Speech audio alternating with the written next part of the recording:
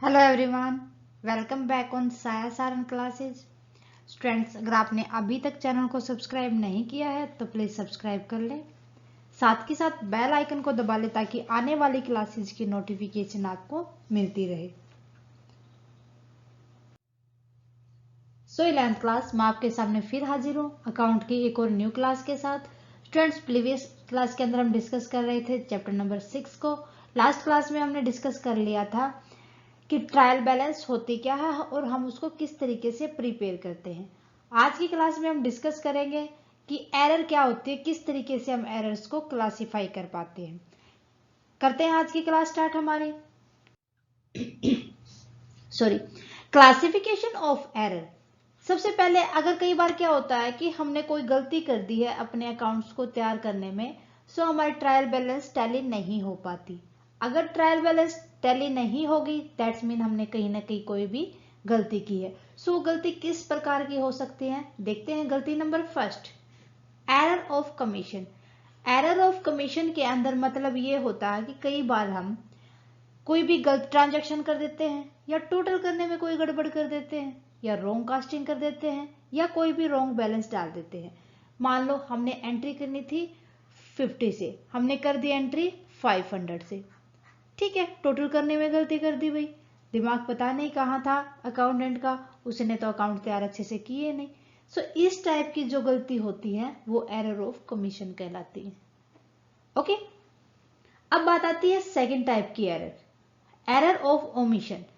The error of omission may be committed at the time of recorded the transaction in the book of original entry or while posting to the ledger.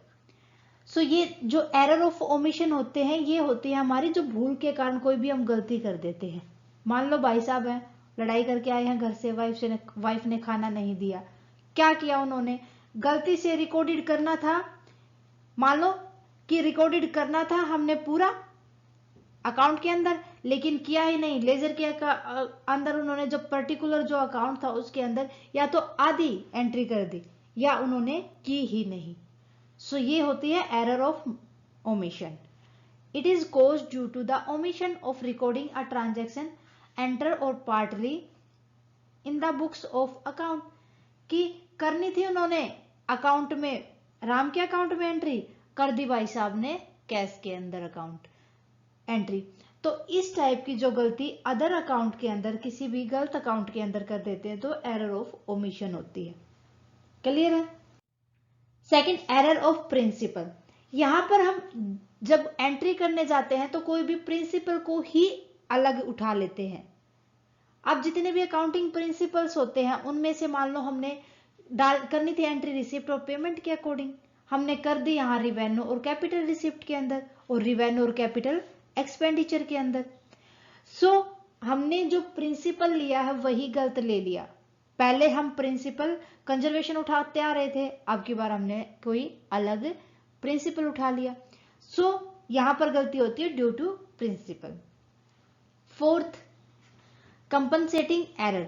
Two or more error committed in such a way that nullify the effect of each other on the debit or credit. मान लो कि accountant से कोई गलती हो गई तो उन्होंने और बड़ा क्या किया, उन अकाउंट के इफेक्ट को हटाने के लिए उन्होंने डेबिट की जगह क्रेडिट कर दिया और क्रेडिट की जगह डेबिट कर दिया। सो ये कंपनसेटिंग एरर होती है। ये थी हमारी मेनली जो एरर होती है। फिर हम बात करते हैं कि किस तरीके से सर्च करेंगे एरर्स को, कैसे ढूंढेंगे एरर्स को, कैसे पता चलता है कि एरर है। If the trial balance does not tally, अगर हमारे ट्रायल बैलेंस का डेबिट और क्रेडिट मैच ना हो दैट्स मीन ये हमारे पास कोई भी एरर है। It is clear indication that at least one error has occurred, कम से कम एक एरर तो हुई है, हो सकता है कि बहुत ज्यादा भी हो। The error and errors need to be located and corrected before preparing the financial statement. So चाहे तो वो एक एरर हो या बहुत सारी एरर हो, पहले तो हमें ये देखना है कि वो है कहाँ पर, उनको लोकेटेड करना है, ढूंढना है, उसके बाद हमें उनको सही करना है, देन हमें फाइनेंशियल स्टेटमेंट तैयार करनी है। क्लियर है। फिर बात करते हैं रेक्टिफाई ऑफ एरर। अब भाई हमें पता चल गया कि ये एरर थी, अब कैसे ठीक करें उसको? तो जो हमारी एरर होती है वो 2 टाइप की होती है। एक तो जिनको जो ट्रायल बैलेंस के ऊपर इफेक्ट डालती है, एक क्या होती है जो ट्रायल बैलेंस के ऊपर इफेक्ट नहीं डालती। Error that do not affect the trial balance, error that affect the trial balance. ठीक है, अब जो एरर्स ट्रायल बैलेंस के ऊपर इफेक्ट नहीं डालती उनके लिए तो हम सस्पेंड अकाउंट तैयार कर लेते हैं। ठीक है, उनके लिए हम सस्पेंड अकाउंट तैयार कर लेंगे, और जो अफेक्ट डालती है उनको रेक्टिफाई कर लेंगे हम। ओके, सो किस लिए? ताकि हम जो हमारे पास एरर थी उनको डिस्पोज कर सके। फिर बात करते हैं कि जो हम सस्पेंशन अकाउंट तैयार करते हैं, sometime in spite of best effort, कई बार क्या होता है कि बहुत अच्छा करते हुए भी कोई ना कोई गड़बड़ हो जाती है। All the error are not located, हमें पता ही नहीं चलता कि एरर कहां पर है, गड़बड़ कहां पर है, लेकिन तब भी हमारी जो ट्रायल बैलेंस है वो मैच नहीं होती। ट्रायल अगर कहीं भी कोई भी एरर है तो ट्रायल बैलेंस तो मैच होगी ही नहीं।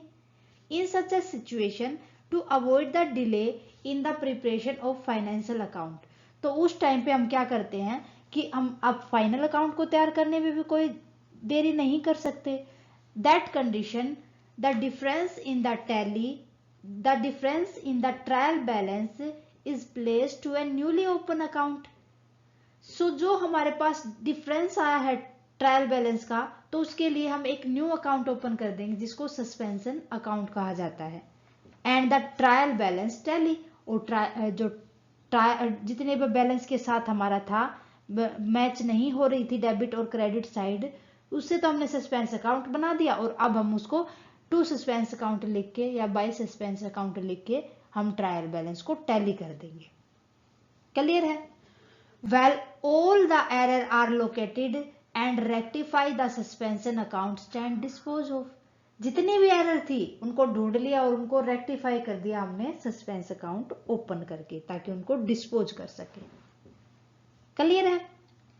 ओके, सो स्टूडेंट्स ये थी हमारी एरर्स और थे हमारे सस्पेंस अकाउंट, जिन एरर को देखते हुए हम सस्पेंस अकाउंट ओपन करते हैं। सो स्टूडेंट ये था हमारा चैप्टर का लास्ट टॉपिक। उम्मीद है कि आपको अच्छे से समझ आया होगा। इसी उम्मीद के साथ मिलते हैं नेक्स्ट क्लास में नेक्स्ट चैप्टर के साथ। स्टूडेंट्स आज की क्लास कैसी लगी आप हमें कमेंट करके बताएं। अगर कोई डाउट है आपका किसी भी क्लास के रिगार्डिंग, प्लीज कमेंट सेक्शन में डाल दें। जितना जल्दी पॉसिबल होगा आपके डाउट के लिए मैं एक डाउट क्लियरिंग क्लास हम रख लेंगे। स्टूडेंट्स क्लासेस अच्छी लगे तो प्लीज लाइक करें और अदर स्टूडेंट्स के साथ ज्यादा से ज्यादा शेयर करें। थैंक यू स्टूडेंट्स, मिलते हैं नेक्स्ट क्लास में।